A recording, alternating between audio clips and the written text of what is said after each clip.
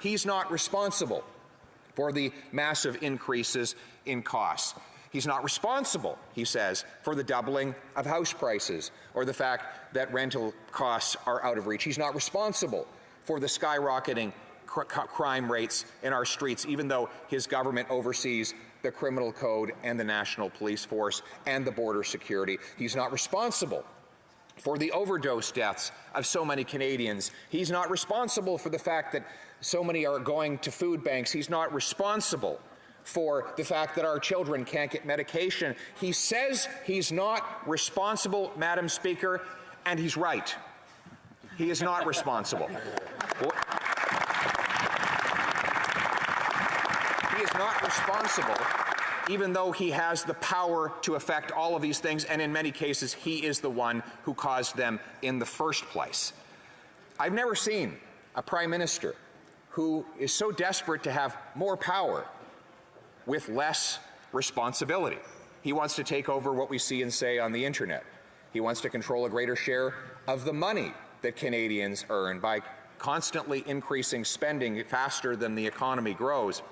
He wants to have more power over dental and pharmaceutical and childcare rather than allowing Canadians to control those things for themselves. He wants to have more control over health care, dictating terms to our provinces on how they should run their hospitals, even while he doesn't want to be responsible for any of the health outcomes that we see in our emergency rooms across the country. He wants more power, but he does not want more responsibility. And when we ask him about these failures, his constant refrain is that he's spending more money.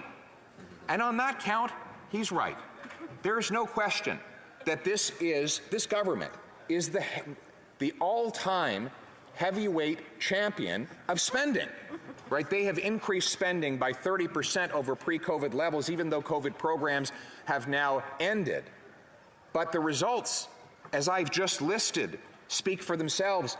Madam Speaker, it is not a consolation prize that we are spending more to achieve these failures. The only thing worse than failing is failing expensively, and that's what this Prime Minister is doing. Only in government, by the way, would politicians think it is acceptable to measure their success by how expensive they could be, right? Like, for example, this week, the Auditor General came out and said they've spent an extra $1 billion plus specifically on homelessness. Well, that sounds good, but they can't keep track of how many homeless people there are in Canada.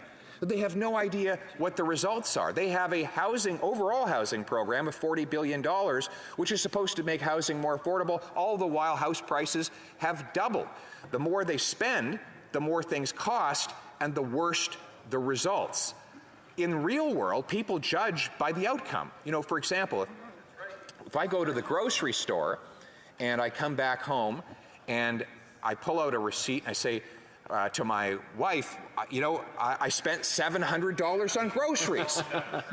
And I'm holding 2 bags of groceries. She's going to say, well, where did all the money go? I say, well, you have to give me a high five because they were really expensive. Whatever it is I have in these bags must be terrific because it costs more than when you go grocery shopping. Well, the reality is that nobody in the real world judges their success that way. You don't have restaurants that say, come dine with us, it's $500 a night to be in our dining room. We won't tell you anything about the service, the ambiance, or what ends up on your plate. What's most important is that our meals are the most expensive, therefore they must be the best. Only in politics do politicians think do people think it is appropriate to judge success by how expensive government can be? What if instead of judging our success by how much we spend, we judged it by how much we delivered, the results that we actually achieved?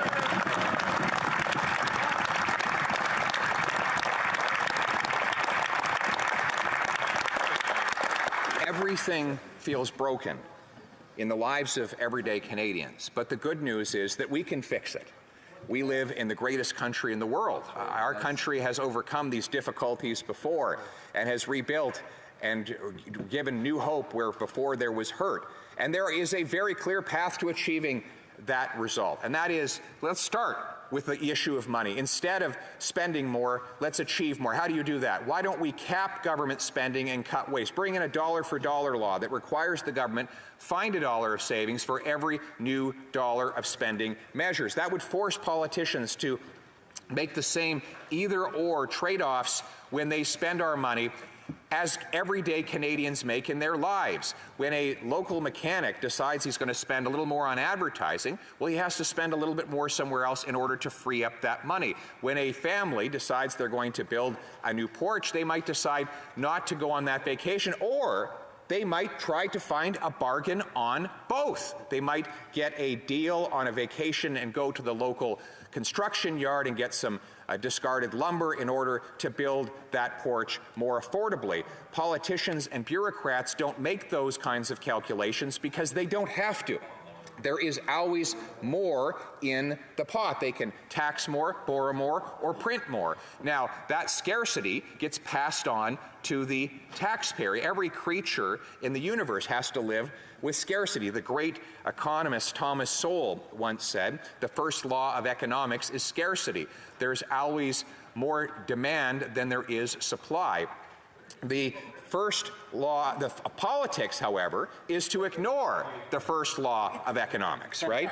And that is what politicians do by simply putting that scarcity onto other people by driving up their costs and externalizing the consequences of spending decisions. If instead we force by law politicians to live with the same laws of scarcity as every other business, consumer, or taxpayer, then we would force better results. Politicians would need to go into their departments and ask themselves, if I want to increase spending on this initiative, where can I find the savings somewhere else? They would be incentivized to go line by line, year after year, to find low priority items in order to redirect the money to high priority results for Canadians. Let us get our Bank of Canada back to its core mandate of 2% inflation, rather than printing money to pay for political spending.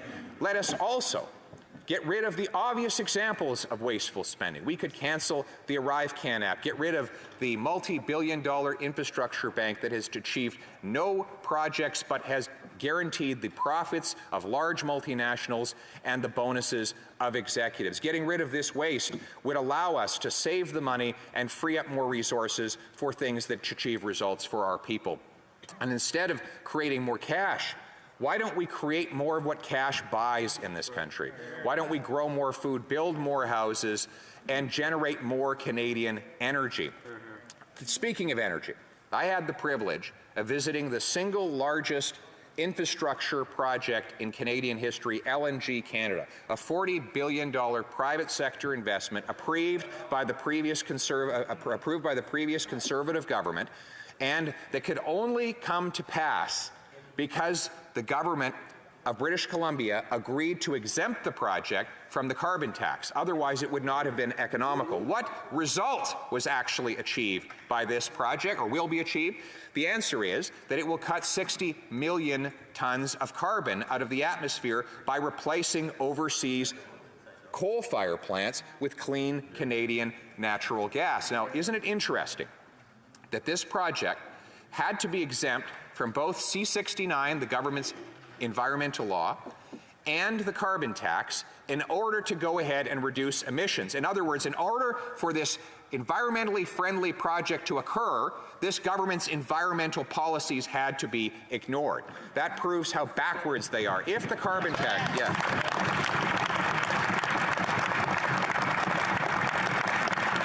if the carbon tax had been in place, then the project would not have been economical. If Bill C-69, the anti-energy law, had been in place, there's no way it would have been approved. And what would have happened? 60 million more tons of greenhouse gases would have gone into the global atmosphere because there would have not been the availability of clean Canadian natural gas to replace that dirty coal in Asia. We have an enormous advantage reaching Asia. BC is the shortest North American shipping distance to Asia.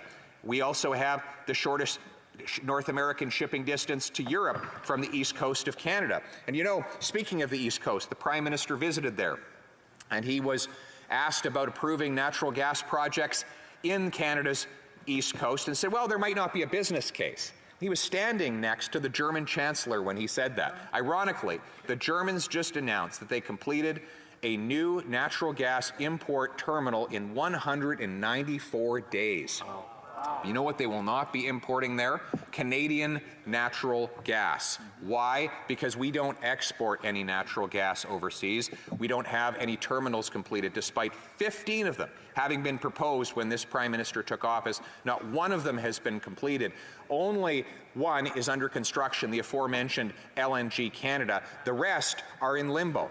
We could be sending the Germans our natural gas to break European dependence on Putin and to transform dollars for dictators into paychecks for our people in this country. Why don't we do that?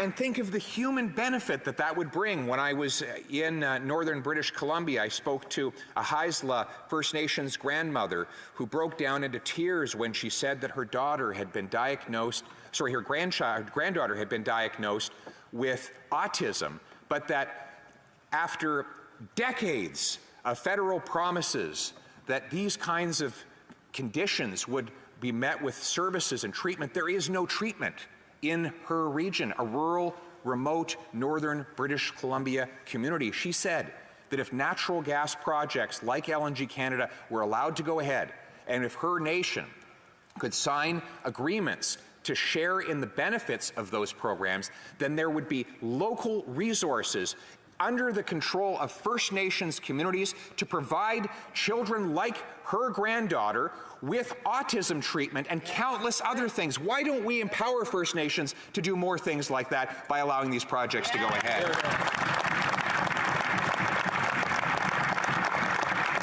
We need to get the government out of the way so these opportunities can occur.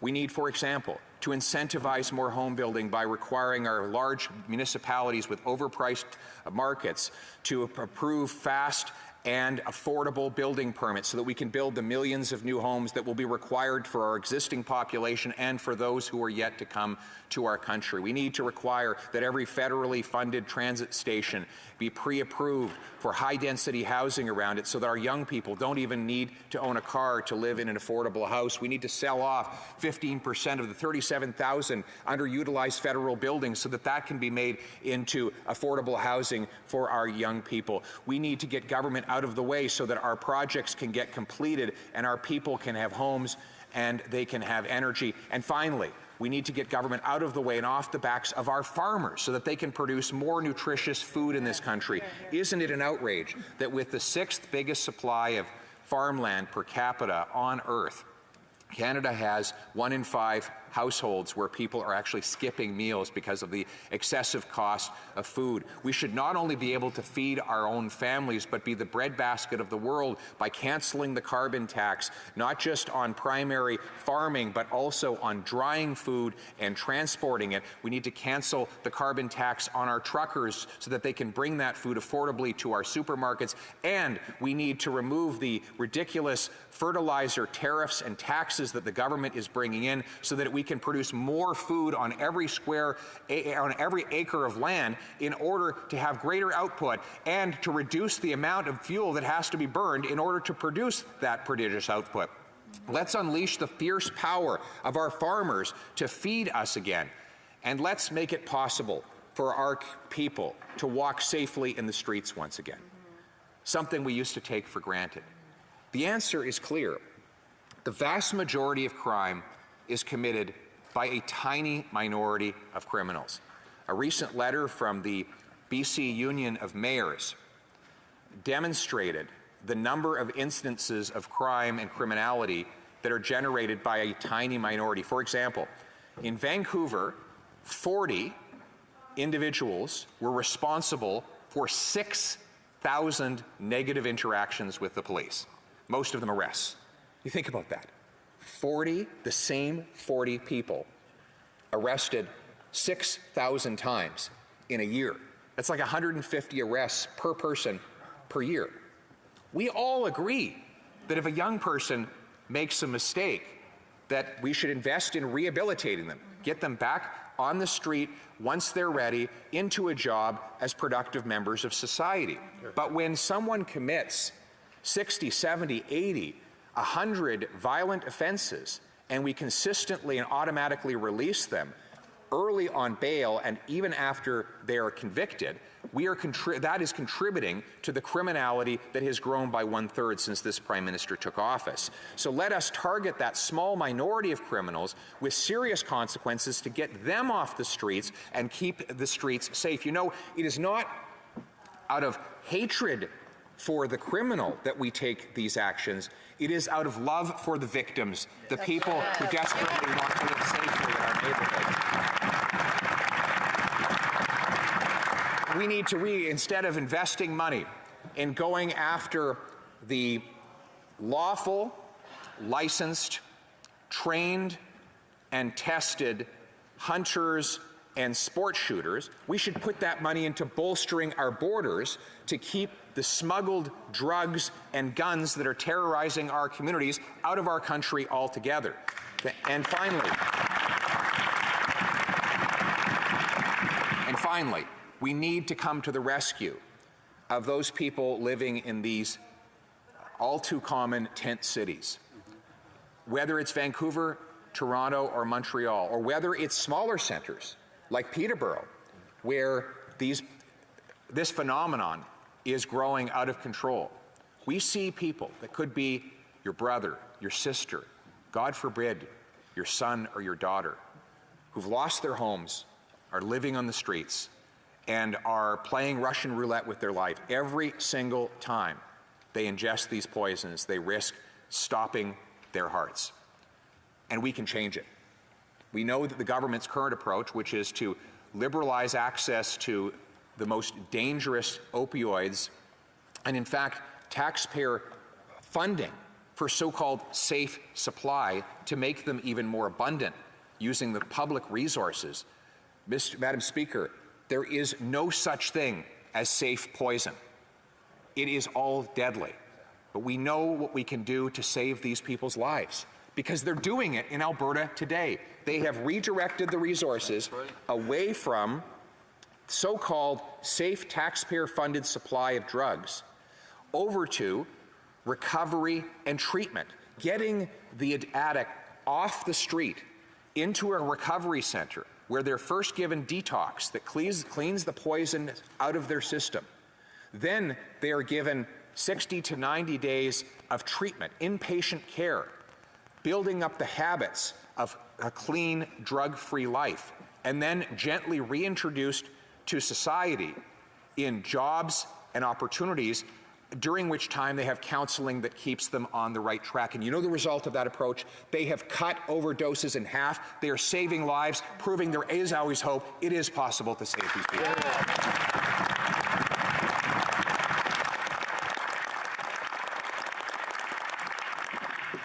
Everything does feel broken in this country, but it is our role in this House to turn all of that hurt into hope. It is our job to come forward with the practical common sense solutions that have made this the best country on earth. It is our job to take responsibility for the suffering that exists in this country today and to replace it with opportunity, to give people back control of their lives here in Canada, in the freest country on earth, where people can chart their own destinies and be masters of their own fate. Thank you very much.